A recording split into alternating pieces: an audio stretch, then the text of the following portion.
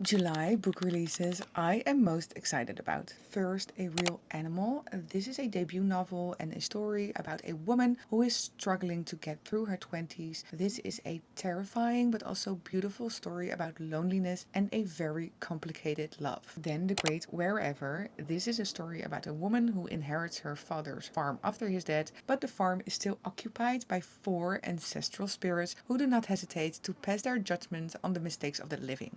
This is a story that explores the ways that we define ourselves through and against our family. It is a story how to move on after grief and also how the past is living on in all of us. Then Habits of the Sea. This is a fantasy-like story with magical realism and romance.